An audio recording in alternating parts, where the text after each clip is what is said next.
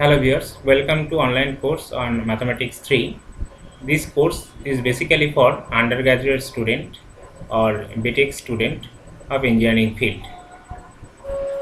Today we are going to discuss about the convolution properties or convolution theorem of Fourier transformation and inverse Fourier transformation of any function, and which is lies in the interval minus infinity to plus infinity. Myself Sanjay Vishwas, Assistant Professor of Mathematics, Department of Applied Science and Humanities of Guru Nanak Institute of Technology. Here is my details of contact information. If you have facing any kind of problem regarding my online class, you can call me or send message through my mail ID sanjay.vishwas@gnit.ac.in. So before we start today's lecture, let's quickly recall in the last lecture. So in the last lecture we have discussed the properties and derivatives of the Fourier transformation. So in the last lecture we have talked about the properties of the Fourier transformation. That means we have discussed about the linearity properties, change of scale properties. Then we have discussed about the shifting properties, and after that we have talked about the modulation properties of the Fourier transformation, on the derivatives of a function, and on multiplication by x, and some related example we'll discuss in the previous lecture. So today we are going to discuss about the convolution theorem and the inverse of Fourier transformation. So this is my 19th lecture on the online course of Mathematics 3 and the last lecture of Fourier transformation. So in this lecture we will continue to discuss about the convolution theorem, and this is the very important theorem on the Fourier transformation, and this theorem is basically for the two functions, and from this theorem we will get the integral value. Okay, and after that we will talk about the inverse Fourier transformation or the Fourier integral. Then we will continue to discuss about the Fourier integral theorem, and then we will study on the Fourier sine and cosine transformation, and some related examples we will discuss in this lecture. So after that we will continue to discuss about the Fourier sine and cosine integral transformations. So in that part we will continue to discuss about the inverse Fourier transformation of sine and cosine integral. Okay, and after that we will continue to discuss about the properties of Fourier transformation, and some related problems we will discuss in this lecture. These following parts we will continue to discuss today's lecture. So in that part, convolution theorem and the sine and cosine integral formula will be the very important part on today's lecture, and some related examples we will continue to discuss in that lecture. So first of all we will begin with the convolution theorem on Fourier transformation. So this is the convolution theorem.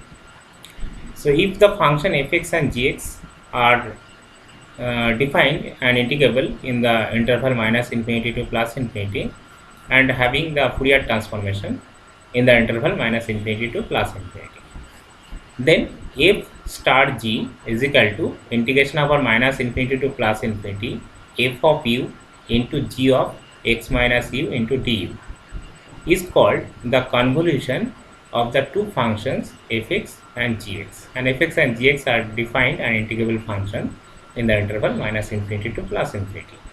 So after that we will discuss about the convolution theorem. So this is the slightly difference between the convolution theory. This is the definition of the convolution theorem. So the Fourier transformation of the convolution of fx and gx. So fx and gx both function having Fourier transformation. So the Fourier transformation of the function fx is equal to integration over minus infinity to plus infinity fx into e to the power I s x into dx and the Fourier transformation of gx is equal to capital G of s is equal to integration over minus infinity to plus infinity g of x into e to the power I s x into dx. Okay. Therefore, the product of their Fourier transformation, that is zeta of f star g, is equal to fs into gs, that is fs star gs. Okay. So where fs and gs both are the Fourier transformation of the function fx and gx, and this is equal to zeta of f of x into zeta of g of x. Okay. So there is a note on the convolution theorem. So zeta inverse of f of s, this is the inverse function of the Fourier transformation of the function f of x. So zeta inverse of f of s is into g of s, and this is equals to f star g.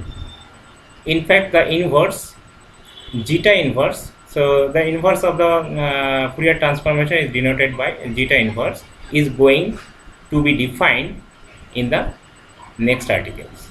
So let us move on the next slide. So in this article we will discuss about the inverse Fourier transform of Fourier integral. So in this article we will discuss how a function can be found if its Fourier transform is known. So this is due to the following theorem. So the first theorem, it is Fourier integral theorem. Okay. So if the function f of x satisfied, so the theorem 1 is actually if x is satisfied the Dirichlet's condition in any interval minus t to plus t. So in that interval the function is satisfied, and that's Dirichlet's condition. Okay. In every finite interval minus t to plus t, and integration over minus infinity to plus infinity modulus of fx into dx exists finitely, then 1 by 2 pi integration over minus infinity to plus infinity fx into e to the power minus I s x into dx, and you know this is the Fourier transformation, is equal to f of x, where fx is continuous. Okay. Or and is equals to 1 by 2 into limit t tends to x plus f of t plus limit t tends to x minus f of t, where the function f of x is discontinuous at x, where fs is the Fourier transformation of the function f of x. And from this we will get a definition. So this is the definition: the integral zeta inverse of f of s is equal to 1 by 2 pi into integration over minus infinity to plus infinity fs of e to the power minus I s x into dx is called the inverse Fourier transform or Fourier integral of the function f of x, where fs is called the Fourier transform of the function f of x. Okay. And f inverse of f of x is the inverse Fourier transform, but fs is the Fourier transform of the function f of x. So zeta inverse of f of s is equal to f of x at the point of discontinuity. After first theorem, we will go for the second theorem on the inverse Fourier transform or Fourier integral. So this is the second theorem, and that is the Fourier sine and cosine integral theorem. Okay. So if the function fx satisfied the Dirichlet's condition in every interval 0 to t. So you know in sine and cosine integral theorem, where the function is defined in the interval 0 to t, not minus t to plus t, and the function is either even function or odd function in that interval. Okay. So the first property is this satisfied the Dirichlet's condition in the interval minus 0 to t, and integration over 0 to infinity modulus of fx into dx exist finitely. Then 2 by pi into integration over 0 to infinity fs of s into sine sx dx is equal to f of x, where fx is a continuous function. Okay. So this is actually the sine transformation, and is denoted by fs of s into sine sx. Okay. And this is equals to f of x, where the function fx is a continuous function. And if the function is not continuous, then 2 by pi into integration over 0 to infinity fs of s sine sx ds is equals to half of limit t tends to x plus f of t plus limit t tends to x minus f of t, where the function f of x is not continuous, that is discontinuous at the point x. And you know where fs of s is the Fourier sine transformation of the function f of x. And after that we will get the Fourier cosine transformation as well. So in that case, where 2 by pi into integration over 0 to infinity fc of s cos sx dx is equal to f of x, where fx is the continuous function in that case, and you know fc of s is the Fourier transformation of the function f of x. And this is equals to 1 by 2 into limit t tends to x plus f of t plus limit t tends to x minus f of t. So the integral value is equals to either f of x or this, that is 1 by 2 into limit x tends to limit t tends to x plus f of t plus limit t tends to x minus f of t. So in both cases, in the first case where the function is continuous, and in the second case where the function is discontinuous at the point x. And in the second case where fc of s is the Fourier cosine transform of the function f of x. So this is the second theorem on the Fourier, on the inverse of Fourier transformation or the sine transformation or cosine transformation of the function f of x. Let us move on the next slide. So in this slide we will talk about the definition of the Fourier transformation, that means the inverse Fourier transformation or Fourier integral. So here is the definition. The integral zeta is inverse of fs of s, and this is actually the inverse Fourier transformation of sine function. So sine inverse transformation actually, and zeta is inverse of fs of s is equals to 2 by pi integration over 0 to infinity fs of s into sine sx dx is called the inverse Fourier transform or Fourier sine integral of the function f of x, where fs of s is the Fourier transform of the function f of x. And similar thing will happen in the next part, the integral fc inverse of fc of s. Okay, in that case fc of s is the Fourier cosine transform, okay, of the function f of x. So fc inverse of fc of s is equal to 2 by pi into integration 0 to infinity fc of s into cos sx into dx is called the inverse Fourier cosine transform or Fourier cosine integral of the function f of x, where fc of s is the Fourier cosine transform of the function f of x. Okay, so in that case, so in the second case where fc of s is the Fourier cosine transform, then the inverse of Fourier cosine transform, it will be this.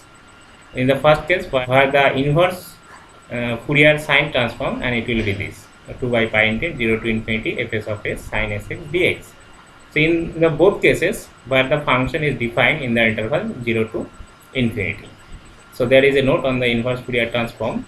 So with the help of the above integral theorem, we can evaluate many complicated improper integral. Okay, we can apply the convolution theorem also. We'll get the value of the complicated improper integral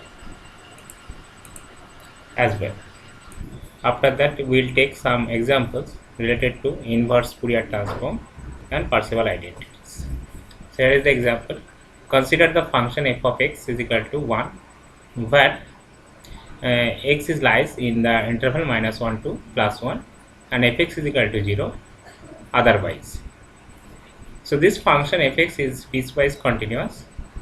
So in the interval -1 to +1 it will be +1 and otherwise it will be 0. So its Fourier transform f of s, and this is the definition of the Fourier transform, and is denoted by f of s and is defined as -infinity to +infinity fx into e to the power I sx into dx, where f of x is the function defined in the interval -infinity to +infinity, and the given function is sectionally continuous. So this integral value -infinity to +infinity divided into 3 parts.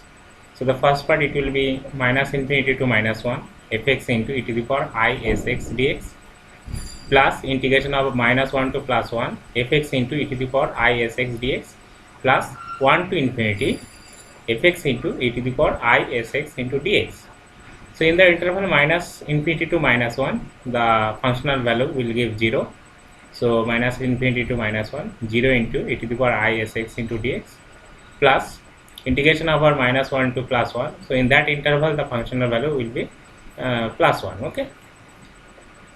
So from this integration, therefore the second integral value, it will be minus infinity to minus 1 to plus 1 fx, that means 1 into e to the power I s x dx, and the third integral value, it will be 1 to infinity 0 into e to the power I s x into dx. So in that interval, the functional value is 0. So the above three integral value, that means minus infinity to minus 1, and it will be 0, and the third integral value, it will be 0. And then from this equation, the second integral value, it will be minus 1 to plus 1, 1 into e to the power I s x into dx. So in that interval, the functional value fx is 1, So therefore from this we will get the integral value. So integration over e to the power I s x is equal to e to the power I s x by I s, where I s is the constant, and the upper limit is plus 1 and lower limit is minus 1. After putting the upper limit and lower limit on that section, we'll get e to the power is minus e to the power minus is by is. Okay, and there is a Euler's identity. So in the Euler's identity, e to the power is equal to cos s plus I sin s, and e to the power minus is equal to cos s minus I sin s by I into s. After cancelling the term cos s on numerator, so from this we'll get 2i sin s by I into s, and I is cancelled from numerator and denominator, and from this section we'll get 2 sin s by s for s is not equal to 0. Then its inverse Fourier transformation, and it will be minus infinity to plus infinity fs into e to the power minus I s x into dx, where the function f of s is a Fourier transformation of the function small fx. So therefore from this integration we'll get where fs is equal to 2 sin s by s for s not equal to 0. So from this we'll get integration over minus infinity to plus infinity 2 into sin s by s into e to the power minus I s x into ds. Now we apply the Euler's identity. So this is the Euler's identity. E to the power minus I s x is equals to cos s x minus I sin s x into sin s by s into ds. Okay, and from this we'll get the two integral value. So first value is 2 into minus infinity to plus infinity sin s x into cos s x by s, okay, into ds, minus 2i into, this is the imaginary part and this one is the real part, 2i into minus infinity to plus infinity sin s x into sin x by s into ds. So this is equals to 4 into integration over 0 to infinity sin s x into cos s x by s into ds. So in that case, where the first integral, that is sin s x into cos s x by s, is an even function, and the second integral value, that means sin s x into sin s x by s, is the odd function. Okay, and there is a properties of even function and odd function. When the function is an even function, then from this integration minus infinity to plus infinity, it will be 2 into 0 to infinity, and when the function is an odd function, then from this integration it will give 0. So in the above integration, so where the first function is a even function and the second function, it will be an odd function, and from this we will get this one. Okay, 4 into 0 to infinity sin s x into cos s x by s into dx. So by the Fourier integral theorem, this is actually the Fourier integral theorem, 1 by 2 pi into 4 into integration over 0 to infinity sin s x into cos x s x by s into ds, and it is equals to f of x when x is not equals to minus 1 and plus 1. So where the function is actually the discontinuous at the point x is equal to minus 1 and plus 1, but except that point the function is a continuous function. Okay, so therefore 1 by 2 pi into 4 into integration over 0 to infinity sin sx into cos sx by s ds, and this is equals to f of x except at the point x is equal to minus 1 and plus 1. So that means the function is continuous except that these 2 points. So therefore at that point x is equal to 1, this integral value it will give 1 by 2 limit t tends to 1 plus f of t plus limit t tends to 1 minus f of t at x is equal to 1. So at the point x is equal to 1 the function is discontinuous. So at the point x is equal to 1 the function f of t is a discontinuous function. As well as at the point x is equal to minus given integral value it will give 1 by 2 into limit t tends to minus 1 plus f of t plus limit t tends to minus 1 of minus f of t. So this is actually the functional value of this integration, and at the point x is equal to minus 1, as well as this one is the functional value at the point x is equal to 1.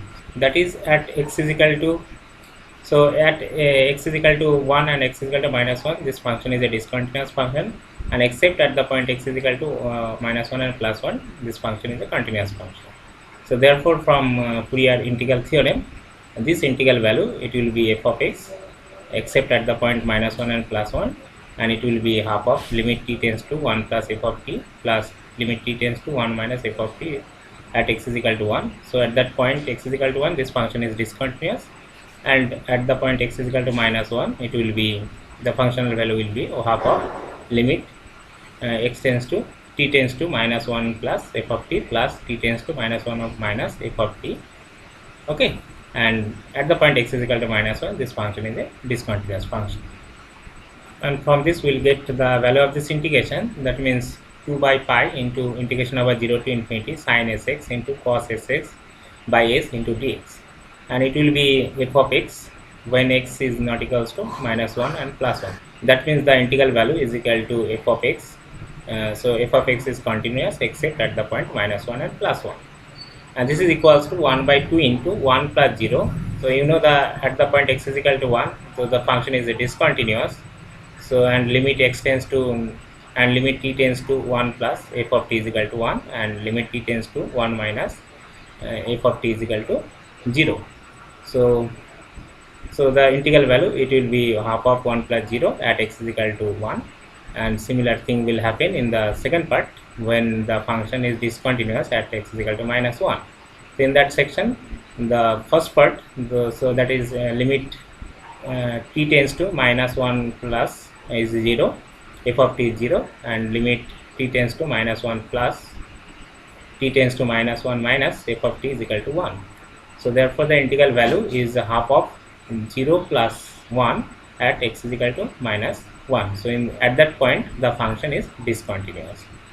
So therefore this integral value will give 2 by pi integration over 0 to infinity sin sx into cos sx by s into ds is equal to f of x, where x is not equals to minus 1 and plus 1, and it will give half at x is equal to minus 1 and plus 1. So therefore from this we will get 2 by pi into integration over 0 to infinity sin sx into cos sx by s into ds, and this is equal to f of x in the interval minus 1 to plus 1, and it will give 0 at x is x greater than 1 and x less than minus 1. Okay, but at the point x is equal to minus 1 it will be half, and x is equal to plus 1 it will be plus half.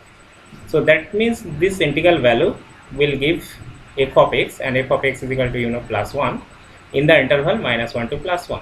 Okay, so in that interval the function is also continuous, and but at the point x is equal to 1 and x is equal to minus 1 this function is not continuous. So at x is equal to 1 and x is equal to minus 1 the function is a discontinuous function. So at x greater than 1 and x less than 1 the functional value, that means the integral value, it will give 0, and at x is equal to minus 1 it will give half, and x is equal to plus 1 it will be again half. So from this we will get the value of the integration 0 to infinity sin sx cos sx by s into ds. Okay, and it will be pi by 2 when mod x is less than 1 and is equal to 0 when mod x is greater than 1 and is equal to pi by 4 at mod x is equal to 1. So thus the improper integral 0 to infinity sin sx into cos sx by s dx is evaluated. So this is actually the value of the improper integral, okay, is pi by 2 in the interval -1 to +1, 0 when x greater than 1 and x less than 1, and pi by 4 when mod of x is equal to 1. After that we are going to discuss about the properties, that means the linear properties of inverse Fourier transformation. So if f of s and g of s are the Fourier transformation of the function fx and gx respectively, so you know fx and gx both function are exist in the interval -infinity to +infinity, and whose Fourier transformation are capital Fs and capital Gs. And capital Fs is equal to, you know, zeta of s, and this is equal to -infinity to +infinity fx into e to the power I s x into dx, and as well as zeta g of x is equal to g of s, and this is equals to integration over -infinity to +infinity g of x into e to the power I s x into dx, and these two functions having the Fourier transformation in the interval -infinity to +infinity. Then zeta inverse of c1 f of s plus c2 g of s, and this is equals to c1 into zeta inverse of fs plus c2 into zeta inverse of gs. So where c1 and c2 are the constant. So this property is called the linear property of inverse Fourier transform, and this property is also valid and inverse Fourier sine and cosine transformation. Okay, so this property is also valid for the sine transformation as well as cosine transformation. So when the function fx and gx both function having the Fourier transformation, that means the sine transformation, then from linear properties it will be inverse zeta inverse of c1 f s of s plus c2 into g s of s. So f s of s and g s of s both functions are sine transformation, okay, and it will be c1 into zeta inverse of f s of s plus c2 into zeta inverse of gs of s, okay. And as well as we can find the linear properties from the cosine function as well, and it will be zeta inverse of c1 into fc of s plus c2 into gc of s. So where fc of s and gc of s are both function at the Fourier cosine transformation in the interval 0 to infinity, okay, and it will give c1 into zeta inverse of fc of s plus c2 into zeta inverse of gc of s, where c1 and c2 are both constant function.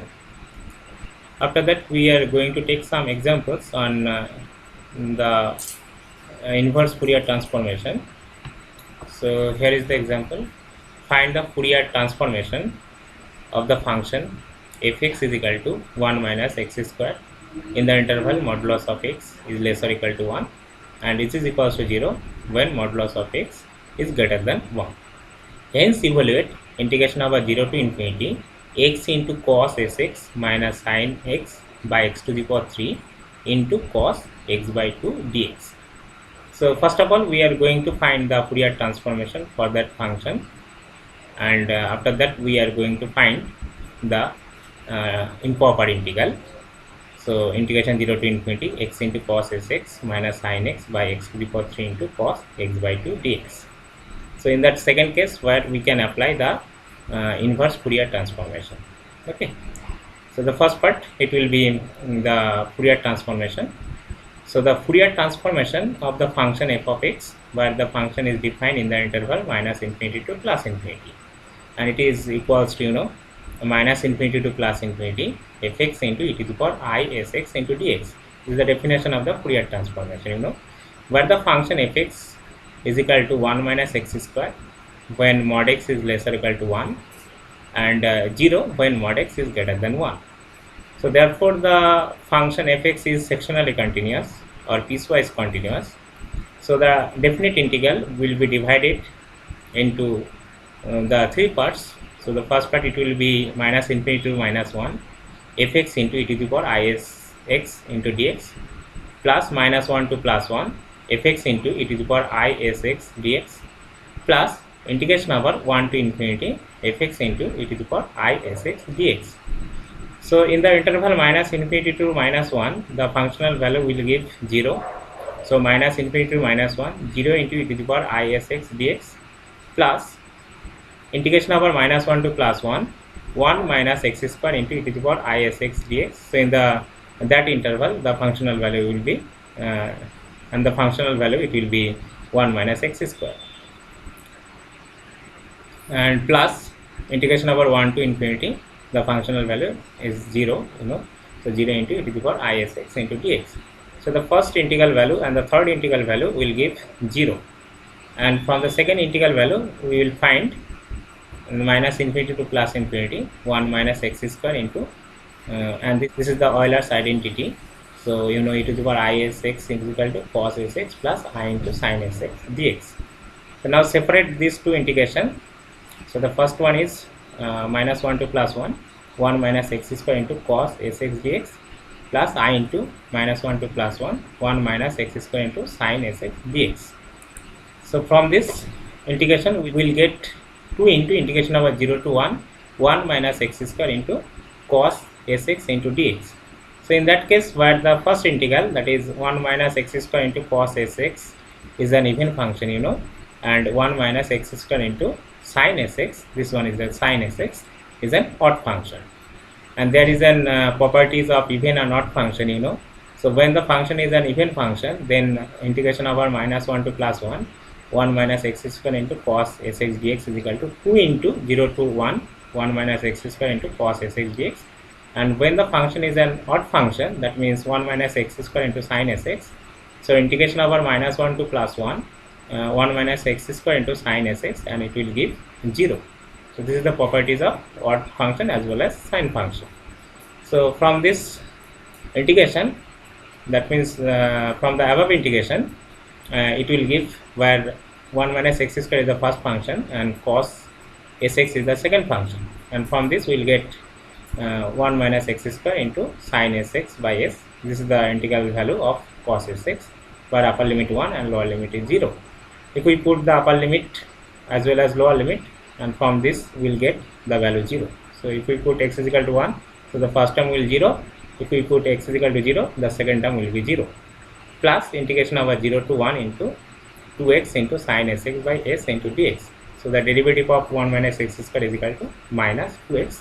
So that's why. So this one is actually plus. So from this we will get 4 by s into 0 to 1 into x sin sx into dx.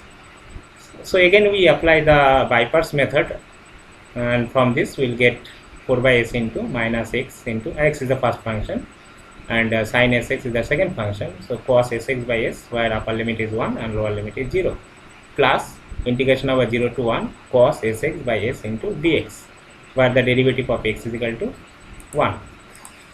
Now we put x is equal to 1, that is the upper limit, as well as the lower limit. We will get from the first term is minus cos s by s, and the second term it will be 0 to 1 cos sx by s into dx.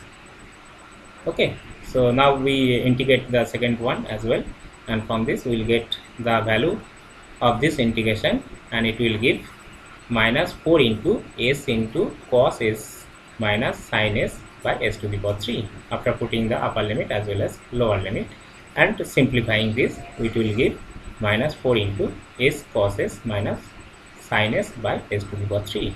So this is the value of the Fourier series f of x, where the function f of x is equal to 1 minus x square when x is lies in minus 1 to plus 1 and 0 otherwise. After that, where the function f of x is an even function, so therefore f of s is equal to 2 into fc of s. So where fc of s is actually the Fourier cosine transformation. Okay? This is the relation between Fourier transformation and Fourier cosine transformation, and from this we will get the Fourier cosine transformation as well. So fc of s is equal to 1 by 2 into fs of s, and I have already found the value of fs, that is the Fourier transformation of the given function. So from this we will get the Fourier cosine transformation, and it will give minus 2 into cos s minus sin s by s square. Okay, this is the Fourier cosine transformation for the given function. And now we are going to find the second part of this problem. So this is actually the we are going to, and this is actually the improper integral. So we are going to find the value of this improper integral.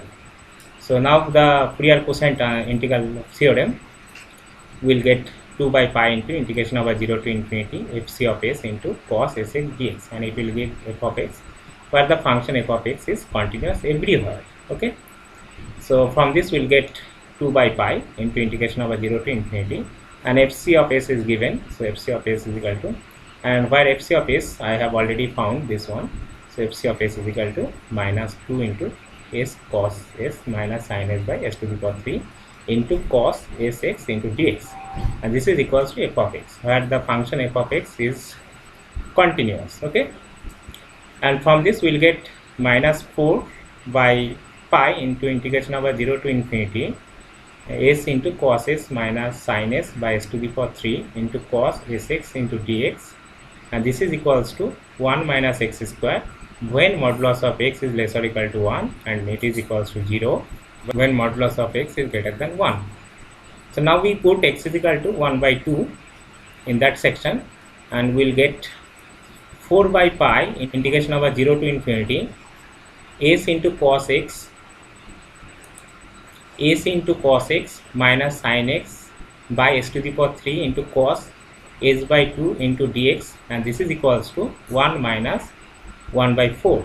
So you know the x is equal to 1 by 2 is the point is lies in the first part. Okay, that means modulus of x is less or equal to 1. So after putting the value of x is equal to 1 by 2, it will give 1 minus 1 by 4, that means 3 by 4. And from this we will get the value of the improper integral. So integration 0 to infinity sin cos sx s into cos sx minus sin s by s to the power 3 into cos s by 2 ds is equal to minus 3 pi by 16. That means integration over 0 to infinity x into cos x minus sin x by x to the power 3 into cos x by 2 into dx. So here is the s is equal to x. So we can change the variable on the definite integral, and we can write it integration over 0 to infinity x into cos x minus sin x by x to the power 3 into cos of x by 2 into dx, and it will give minus 3 pi by 16. So this is the value of the improper integral. After that we are going to take one more example on inverse Fourier transformation. So here is the example. Find the Fourier sine transformation of the function fx is equal to 1 when x is lies in 0 to pi, and this is equals to 0 when x is greater than pi. Hence evaluate integration over 0 to infinity 1 minus cos pi x by s into cos sx dx. So here is the solution of the given problem. So the required Fourier sine transformation fs of s is equal to integration over 0 to infinity fx into sin sx dx. This is the definition of the Fourier sine transformation, where the function fx is equal to 1 in the interval 0 to pi, and this is equals to 0 when x is greater than pi. Therefore this definite integral will be reduced to integration over 0 to pi 1 into sin sx dx. So you know the integration of sin sx is equal to cos sx by s, where upper limit is pi and lower limit is 0. So after putting the value of upper limit and lower limit, it will give minus 1 by s into cos pi s minus 1, that is 1 minus cos pi s by s. That is the value of the Fourier sine transformation, and it will be 1 minus cos pi s by s. Now from the Fourier sine integral theorem we have 2 by pi integration over 0 to infinity fs of s sin sx, and it will be f of x where fx is continuous function, and it is equals to 1 by 2 into limit t tends to x plus f of t plus limit t tends to x minus f of t. Okay, where the function is discontinuous at the point x. So therefore this is the theorem on the sine transformation. Okay, So where fs of s is the Fourier sine transformation of the function f of x, and I have already found the Fourier transformation, sine transformation for the given function. So therefore, where fs of s is equal to 1 minus cos pi x by s.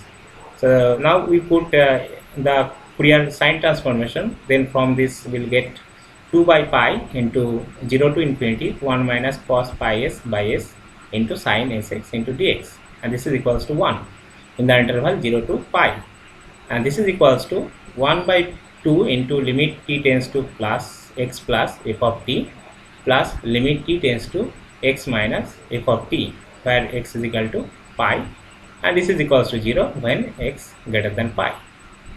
And from this it will give 1 in the interval 0 to pi, and this is equals to half. So at the x is equal to pi, it will give the 1 plus 0, that means half at x is equal to pi. So at x is equal to pi, this function is a discontinuous function, and when x is greater than 0 greater than pi, then the integral value, that is the improper integral, it will give 0, and therefore integration of 0 to infinity 1 minus cos pi s by s into sine sx dx, and it will give pi by 2 in the interval 0 to pi, and this is equals to pi by 4 at x is equal to pi. So at x is equal to pi, the function is a discontinuous function, and this is equals to 0 when x is greater than pi. So this is the value of the improper integral, and the value are different for the different value of x, that is the different interval. Let us move on the next slide. So in this slide we will take the one more example on the Fourier inverse transformation. So find the function whose cosine transformation is sine as by s. Here the cosine transformation is given, so from this we are going to find the function. Okay, so let f of x be a required function, where fc of s, that is the Fourier cosine transformation, is equal to sine as by s, corresponding to the function f of x. So where the cosine transformation is given, so by the Fourier cosine integral theorem, so this is the cosine integral theorem, 2 by pi into integration of 0 to infinity fc of s into cos sx dx, and it will be f of x, and where the function f of x is a continuous function. So this is the definition of the Fourier cosine integral theorem. So from this we will get 2 by pi into integration of 0 to infinity, where the Fourier cosine transformation is given, so it will be sine as by s into cos sx dx is equal to f of x. So from this we will get the function, and f of x is equal to 1 by pi into 0 to infinity 2 sine as into cos sx by s into dx. So now we apply the trigonometric formula of sine a into cos a and cos b, and it will give sine a plus x into s plus sine a minus x into s by s into ds.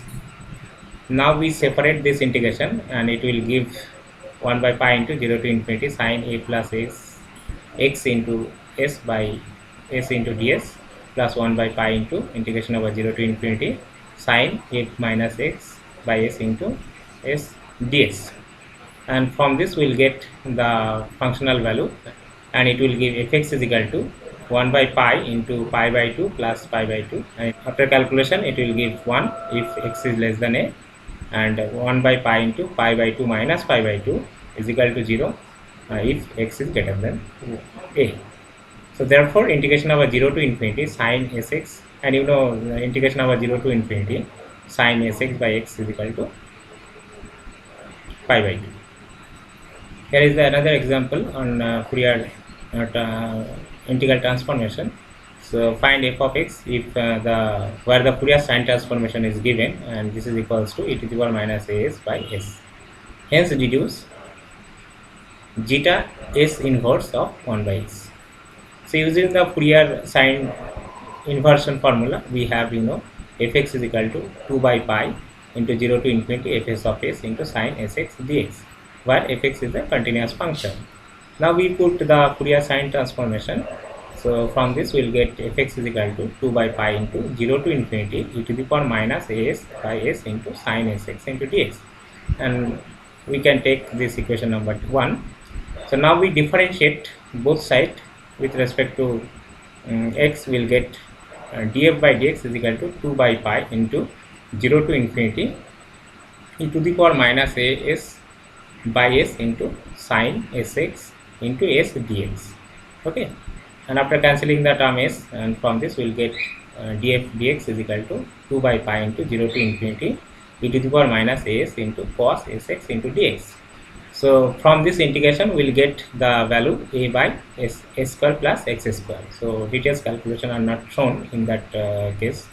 So if we calculate this, where e to the power minus x is the first function and cos sx is the second function, we'll get this one. Okay, a by s square plus x square.